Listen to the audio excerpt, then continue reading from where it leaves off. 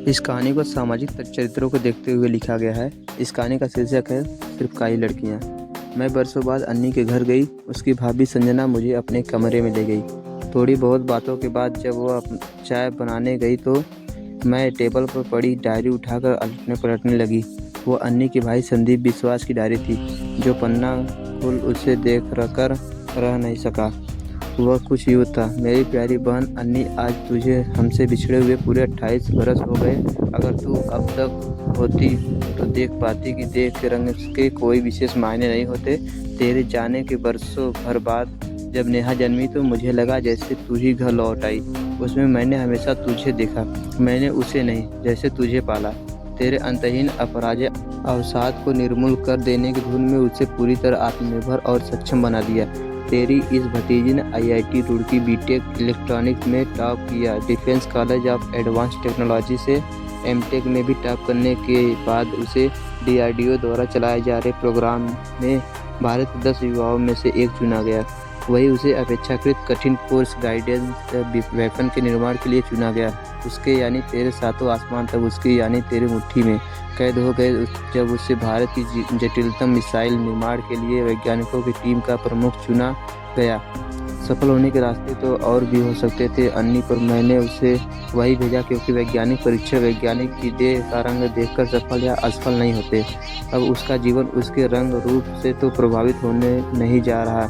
अन्नी, पता है तेरी इस काली स्याह भतीजी नेहा के सामने एक से एक गोरी लड़कियों के संदर्भ फीके पड़ गए। सहपाठी लड़कों के पुरुषत्व के घमंड में प्रधान बनने के सारे अभिमान उसके व्यक्तित्व से टकरा कर चूर चूर हो गए। काश तू भी अभी जन्मती अन्नी, तब जबकि मैं इतना बड़ा था।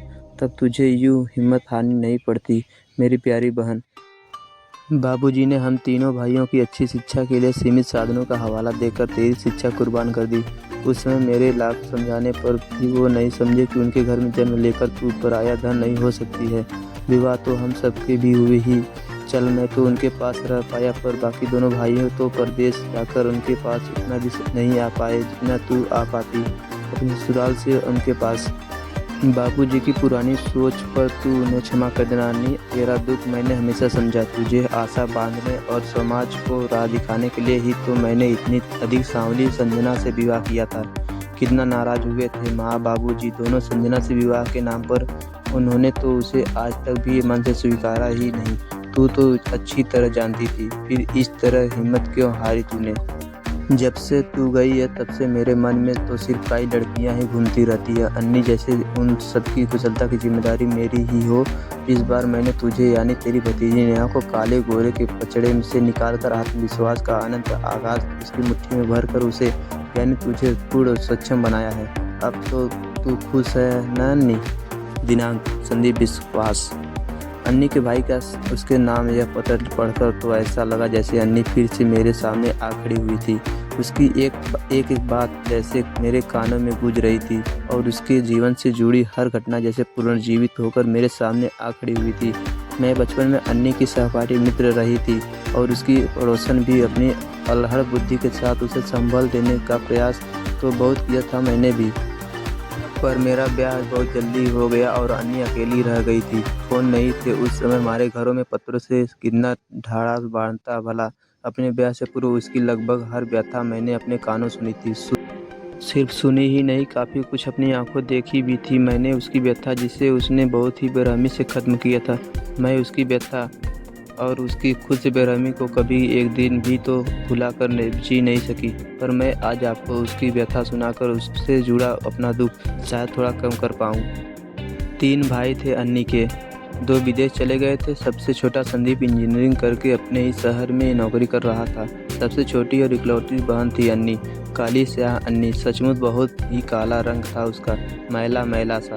छोटी छोटी गोल गोल आँखें, सलेटी रंग के होठ और सिर पर उलझे उलझे काले घुंघराले बालों का बेहतरीन घना छत्ता। पिता जैसा पक्का रंग, माँ जैसे हौच पौच नैन नक्श और तिगनी रास। पढ़ाई के नाम पर भी उसके पिता उसे आर्ट्स में ग्रेजुएट ही करा पाए थे, वो भी प्राइवेट, जिसके इस कलाकार प्रतियोगिता वाले समय में मायने ही क्या है। फलस्वरूप उसका मन रसोई में रम गया था। पाक कला की शौकीन और प्रावीण अन्नी खूब बनाती, खूब खिलाती और खूब खाती भी। इस स्वादिले शौक के चलते कब उसका शरीर उसकी उम्र से बड़ा हो गया पता ही नहीं चला। उसमें किसी लड़के या लड़के वालों को पसंद करने योग्य कोई विशेष तो क्या साधारण बात भी दिखाई नहीं दी, तो क्या कोई भी गुण दिया ही नहीं था प्रकृति ने उसे। नहीं, ऐसी बात नहीं, उसे तो गुणों की खान भी कहा जा सकता था। उसकी निर्दोष खिलखिलाहट, उसकी दुर्लभ निश्चलता, दुल्हे पारदर्शी कांच साफ मन और अपने पराये हरे के लिए उसकी छोटी छोटी आंखों से झांकता स्नेह का विशाल सागर, क्या ये वो विशेषताएं नहीं है जिन्हें उसके गुणों में सम्मिलित किया जा सकता है? परंतु बाजारवाद के इस अंधे युग में अक्सर खूबसूरत और में घटिया चीज़ें खरीद लाने वाले लोग आंतरिक सौंदर्य के याचक होते ही कहाँ हैं। अन्नी भी दूसरी सभी लड़कियों की तरह अपने अंतस में छिपाकर अपने सपनों के राजकुमार की रचना बड़ी तरकीब से करती। उसमें कुछ विशेषताएं और कौन से अवगुण न हो सावधानी से तय करती। अपने सपनों का राजकुमार आता तो जरूर, पर उसकी झलक मात्र पाकर उल्टे पांव भाग खड़ा होने का आतुर रहता।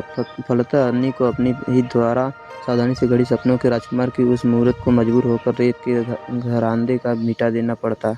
खुशी खुशी फिर से सपनों के नए राजकुमार का सृजन कर्म तेजी से चलता, ठीक वैसे ही जैसे विश्वकर्मा पल भर में कोई पूर्ण व्यवस्थित नगर बसा दे। आरंभिक अस्वीकार तो उस जिंदा दिल लड़की की आशा को पराजित नहीं कर सके, परंतु निरंतर अस्वीकारों की दलदली जमीन में उसकी आशा धीरे धीरे धंसती चली गई। वह उससे निकलने को जितना झटपटाती, अस्वीकारों की दलदल उसे इतना ही नीचे खींचती जाती।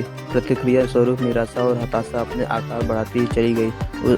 उस अनव्यक्त भोली लड़की को अपने काली कुरूप होने के कार्य इस कदर दुष्परिणाम का तो अभी तक अनुमान ही नहीं था।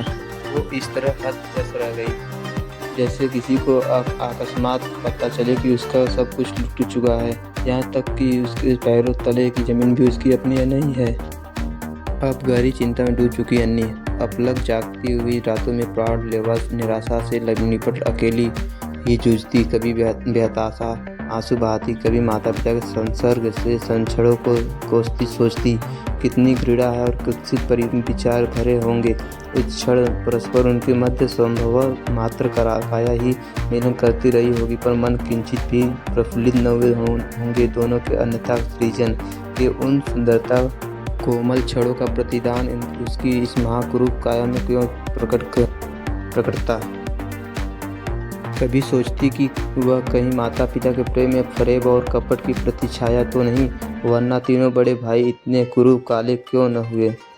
उसने कहीं सुना था कि पति पत्नी में से जो भी अपनी बात दृढ़ता से मनवा लेता हो उसकी संतान उसी कारण रूप ग्रहण कर लेती है। तो क्या माता पिता दोनों ही बराबर की जिद करते रहे होंगे?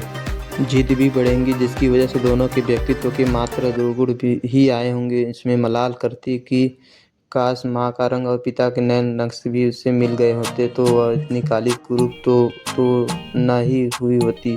वह रह रह कर अधीर हो उठती, स्वयं से ही अनेक निर्मम प्रश्न करती, क्यों आखिर क्यों नहीं पहचानता कोई मन की अच्छाइयों का प्रतिम रूप, क्यों नहीं देखता कोई प्रेम की स्निग्धता, समर्पण का चमचमाता उजाला रंग, देह पर चढ़ी छीनी काली परत क्यों हावी हो जाती है इंसान की इन भारी भरकम इच्छाइयों पर। अन्नी ने एक बार माँ को अपनी एक सहेली का वजन कम करने के लिए जिम जाना बताया और दूसरी का ब्यूटी पार्लर जाना, इस आशा के साथ कि माँ प्यार से कहेगी अन्नी बेटा तू भी चली जाकर जिम और ब्यूटी पार्लर अपना रंग रूप निखारने। पर उसकी आशा के विपरीत लड़के वालों के घर से कल ही हुई न से झुंझलाई हुई निपट कंवारी माँ उस पर चिल्ला पड़ी, दुनिया की होड़ करो बस, खुद की शक्ल सूरत तो देखो मत, उन्हें देख और खुद को देख। यूँ भी उनके बाप तो रिश्वत की कमाई बोरे भर भर लाते हैं, तेरे बाप से कमाई गई ऊपर की कहानी कौड़ी भी जो तुझे ब्यूटी पार्लर भेजूँ। इतना शौक चढ़ा है गोरी होने का तो खड़िया रगड़ ले, कसरत करने जिम जाएगी महारानी, घर का काम करो, कौन सी कसरत बड़ी है इससे, सारा दिन बकरी की तरह चर चर कर बोरे की फूल गई है। कौन जाने मेरे किन पाप कर्मों का फल दिया ऊपर वाले ने, तीन तीन सजीले बेटों के इतने दिनों बाद तुझ जैसी काली कलुटी बेटी मेरी गोद में डालकर। माँ के इस अप्रत्याशित व्यवहार पर वो किसी महापाप के लिए जैसे निरपराध से अपराध बोध से भर उठी थी। दृष्टि पाँव के पास जमीन पर चिपक कर रह गई थी, कहीं और पाँव वह जमीन में गड़े से रह गए थे देर तक। दरअसल कोई माँ इस कदर कठोर नहीं हो सकती। सच है अन्नी की माँ भी तो कहीं कहाँ थी इस कदर कठोर, परंतु मध्यवर्गीय परिवारों में पैसे की किल्लत बनी रहती है और कोई माने या ना माने पैसा प्यार और स्नेह को भी प्रभावित करता है ज़रूर। अन्नी की माँ से भी उसे हर माँ की तरह प्यार ही करती थी, परंतु उसके ब्याह के दानों ने उस पर प्यार में दाग लगा दिया था। बार बार अन्नी को अस्वीकृत किया जा रहा था। कोई अकाद अगर अन्नी की शक्ल सूरत पर समझौता करने को तैयार भी होता तो वह दहेज इतना मांग लेता कि उनका यह मध्यवर्गीय परिवार जुटा ही नहीं पाता। बेटों की कमाई भी अभी शुरुआती दौर में ही थी, अतः अन्नी के साथ साथ उसके माँ बापू जी का संतुलन भी बिगड़ने ही लगा था। पिता को तो फिर भी कुछ दूरी पर ही रहे, पर माँ का हर समय का चिड़चिड़ाहटों से भरा सानिध्य अन्नी को मार गया। सारे समाज के तिरस्कार के साथ अपनी ही माँ के द्वारा तिरस्कृत होकर छलनी हुई वो बेबस लड़की ईश्वर से पूछती, हे ईश्वर, संसार को तो छोड़ो, तुम ही ने कौन सा रहम कर दिया मेरे ऊपर। मेरी जो माँ स्नेह की प्रतिमूर्ति थी उस तक के मन में लिए अथाह घृणा भर दी, तो दूसरे किसी से क्या आशा रखूं। संदीप भैया ना होते तो मैं कभी की मर चुकी होती। कभी वह ईश्वर से पूछती, तुमने ये क्या किया प्रभु। सिर्फ आंखों को काली बनाने वाली गाढ़ी काली स्याही मेरी शक्ल काया पर ही उड़ेल दी।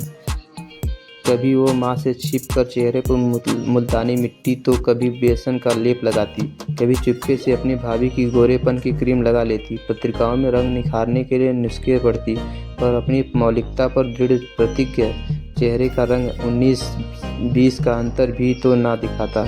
अन्नी ने काया को छहरी करने के कठिन क्रम में घर के काम काज का अधिक से अधिक भार खुद पर ले लिया था। खाना भी ना के बराबर ही खाती।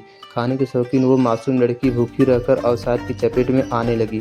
रोज रोज लड़का खोजने जाते रहने के व्यय और थकान से अजीज आ गए निम्न मध्यम वर्गीय पिता भी उसको ही परेशानी का कारण मानने लगे और उसके प्रति उनकी दृष्टि भी कठोर होती गई, जिसने उसके भीतर तक आहत कर डाला। रही सही कसर भाई संदीप की नौकरी में व्यस्तता ने पूरी कर दी। वह रात पड़े ही घर में घुस पाता, घर आकर ही कंप्यूटर पर काम करना होता। पहुंचा हुआ थोड़ा बहुत समय पत्नी संजना को भी देना ही होता। ऑफिस में वह अन्नी के ब्याह की तमाम जुगत भिड़ा रहता था। अन्नी को बताए बगैर परंतु कोई सफलता हाथ नहीं लग रही थी। परिवार और समाज द्वारा कुछ अनजाने ही और कुछ जानबूझकर की गई अपेक्षाओं के मध्य को निश्चल निर्मल मन भोली लड़की भ्रमित होकर रह गई। ऊपर से दिल दहला देने वाली हर अस्वीकृति के बाद अपनी ही माँ के ताने उल्हाने और अपने ही पिता की कठोर होती दृष्टि सहती वह 31 वर्ष की आयु में हताशा हो उन्हीं भयानक अस्वीकारों तिरस्कारों अपेक्षाओं और ताने उल्हानों को उसने अपने ही दुपट्टे के साथ मजबूती से बांधा और उसका एक सिरा अपनी गर्दन में और दूसरा पंखे की छड़ से बांधकर अपनी काली मोटी काया लेकर मौत का झूला झूल गई। वो भोली घरेलू लड़की दूसरी पढ़ी लिखी लड़कियों की तरह अपनी भावुकता पर नकेल कसना सीख ही कहाँ पाई थी। परिवार अपनी नासमझियों का यह प्रतिफल सोच भी नहीं सकता था। सब हताश थे, विशेषकर संदीप बहुत व्याकुल हो उठा। संदीप उसकी पढ़ाई के समय उसकी मदद नहीं कर सका था। तब वह भी तो पढ़ाई ही कर रहा था, परंतु अब वह स्वयं कमाता था। उसने अन्नी को फिर से पढ़ाने लिखाने का प्रयास भी किया था, परंतु इस बार अन्नी ध्यान लगा ही नहीं सकी थी पढ़ने लिखने में। संदीप को बार बार पश्चाताप होता कि काश उसने थोड़ा अधिक समय दे दिया होता अन्नी को, तो शायद उसे यूं मरना न पड़ता। अन्नी की आत्महत्या के ठीक 1 बरस बाद अन्नी के तीसरे यानी सबसे छोटे भाई संदीप विश्वास की पहली संतान उसकी बेटी ने जन्म लिया। बच्ची की झलक मात्र ही परिवार का दिल बैठाने के लिए काफ़ी था। जैसे मर कर भी अन्नी अपने प्यारे भाई संदीप से अलग रह नहीं सकी थी और बरस भर बाद इतिहास को दोहराने जब चुपके से वापस अपने घर चली आई थी। बच्ची का जन्म घर में कैसा मातम लेकर आया। अन्नी की भयावह मृत्यु का धुंधलाता जिससे खुद को झाड़ पोंछकर उसके घर के हर सदस्य के दिल में सीना तान कर आ खड़ा हुआ। सब एक दूसरे से आंखें चुरा रहे थे। कभी दीवार पर टंगी अन्नी की माला चढ़ी तस्वीर को देखते, कभी दृष्टि चुराकर उस नवजात को रूप रंग को लेकर समाज की खोखली मान्यताओं से जन्मी उपेक्षा ने माँ संजना की आंखों से बच्ची के लिए नैसर्गिक ममता को पीछे ढकेल दिया। संदीप की आंखों में अन्नी की असमय मृत्यु का आतंक उस नन्ही बच्ची के भविष्य के भय से जुड़ गया था। बच्ची से बच्ची के बीता संदीप विश्वास ने सहज ही ताड़ दिया। स्त्रियां भी विचित्र ही होती है, खुद कैसी भी आड़ी तिरछी क्यों न हो, परंतु बहु बेटियों में रूप सौंदर्य की कमी उनके लिए घर में जैसी अमावस्या या अंधकार सी होती है। कहीं न कहीं संदीप को तो संतोष ही हुआ था इस रूप से अन्नी के लौट आने का। वह इस बार अन्नी के अथाह प्यार के ऋण में उत्तीर्ण होने का अवसर पा गया। जैसे इस बच्ची को योग्य बनाकर माँ, बाबूजी और सारे समाज द्वारा की गई उसकी अपेक्षा और उसके साथ हुई नाइंसाफी के पश्चाताप से मुक्ति पा जाने का यह रास्ता दिया था। प्रकृति ने उसे भी वह समझा गया और उसे संजना के पास लेटी बच्ची को अपनी गोद में उठा लिया था। माँ बाबूजी को उनकी पहली पोती तथा पत्नी को उसकी पहली संतान की बधाई देकर माहौल को थोड़ा हल्का किया। संदीप अपने परिवार में सबसे अधिक पढ़ा लिखा था। प्रगतिशील विचारों से भरा युवक, आधुनिक होते समाज का हिस्सा, तो जो यह जानता था कि आने वाला कल स्त्री का भी होगा, जहाँ उसके रंग रूप से उसका जीवन प्रभावित नहीं होगा, इसलिए वही कर सकता था यह सब। इसलिए नहीं कि वह पुरुष था, तो वह सोच सकता था। एक स्त्री, वो भी माँ, अपनी बेटी के लिए जरा भी नरम नहीं थी और एक पुरुष भाई ही सही पर अपनी बहन की पीड़ा को समझ सका, अपने लिए उसके निस्वार्थ प्यार को समझ सका था, जिसका प्रतिफल न दे पाने का पश्चाताप बारीक सुई की नोक बनकर उसके भीतर चुभता रहा। अगर अन्नी के स्थान पर कोई और होती, तो जिसने समाज के घर के इस रूप से अजीज आकर यह कदम उठाया होता, तो संभवतः अन्नी भी तटस्थ ही रहता होता, परंतु यह तो उसकी लाडली बहन अन्नी के साथ ही हुआ था। इस समय उसकी तटस्थता उसके जीवन को निर्मूल ही करती। संजना ने बच्ची का रंग निखारने के लिए कौन सा उपाय नहीं किया था, परंतु प्रकृति अभी मिलावट थोड़ी सी बची हुई है। इसकी ईमानदारी सिद्ध करता बच्ची का पक्का रंग टस से मस नहीं हुआ। अपने पसंदीदा फुलकारी वाले जिस गुलाबी दुपट्टे को ओढ़कर अन्नी ने अपने मन में न जाने कितने सपने पोसे होंगे। उस भयावह रात उसी गुलाबी दुपट्टे से बढ़कर लटकती हुई अन्नी की लंबी हो गई गर्दन, उसकी फटी हुई आंखें उसके मुंह से लंबी होकर बाहर निकल आई। सफेद जीभ पंखे से लटकी उसकी काली मोटी शकल काया रात को आंखें बंद करते ही अक्सर संजना के आगे झूलने लगती और वो भयभीत हो अचानक चीख पड़ती। संदीप ने उसके अनखरे भय को भांप लिया था। एकलौती लाडली बहन को खो देने का दुख भूलने का तो प्रश्न ही कहाँ था। अभी तो संदीप उसकी आत्महत्या के कारण से ही समझौता नहीं कर पाया था।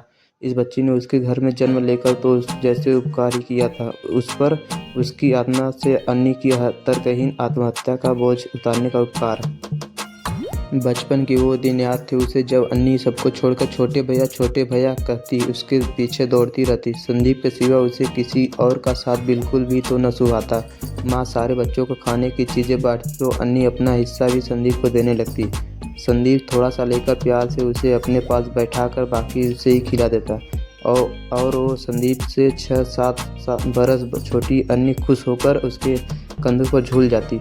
और वह बात को वो कैसे भूल सकता था, जब संदीप ट्यूशन जाने के लिए साइकिल की जिद कर रहा था और बाबूजी ने साफ मना कर दिया था, तो संदीप खूब दुखी हुआ था। तब नन्ही सी अन्नी ने अपने छितरे हुए बालों के पीछे छिपे कानों से अपनी छोटी छोटी बालियां उतारी और उसे देकर कहा था, छोटे भैया, इसके बदले में पैसे मिलते हैं। हाँ सच्ची, एक दिन माँ ने बाबूजी को यहीं पर दिए थे।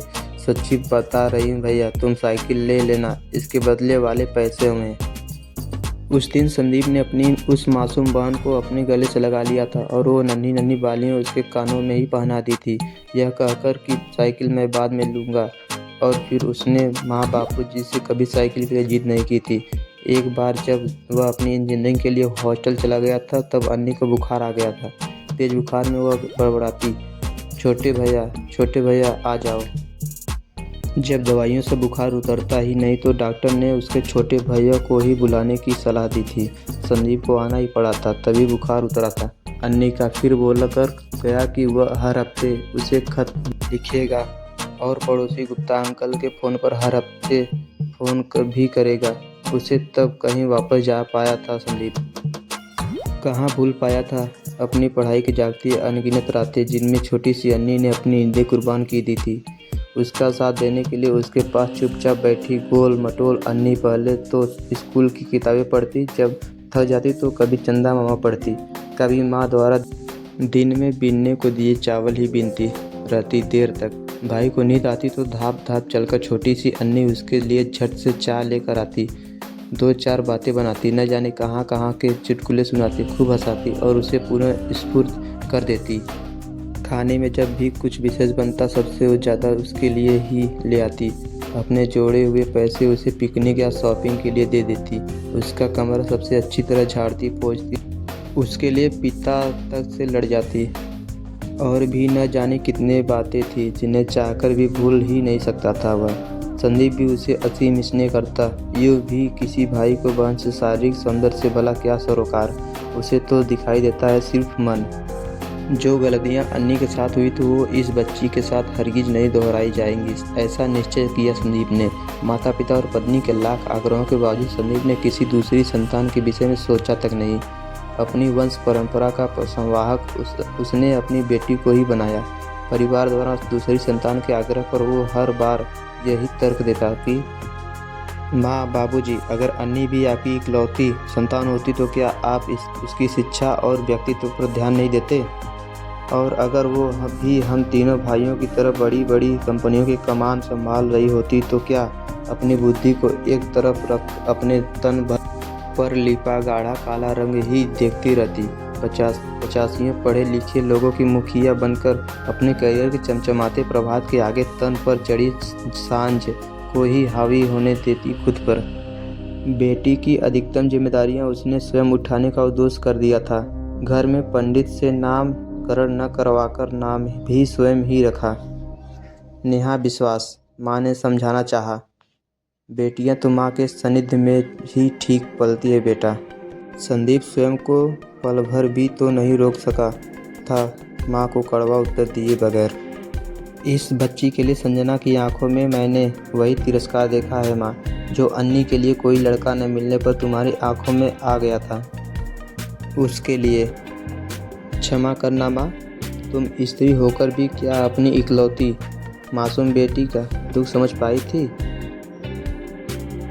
अगर तुम अड़ गई होती कि बेटों की तरह ही तुम्हारी बेटी भी उच्च शिक्षा लेगी तो क्या बाबूजी को मानना नहीं पड़ता? ऐसे ही कहानियाँ सुनने व देखने के लिए हमारे YouTube चैनल को सब्सक्राइब कर सकते हैं।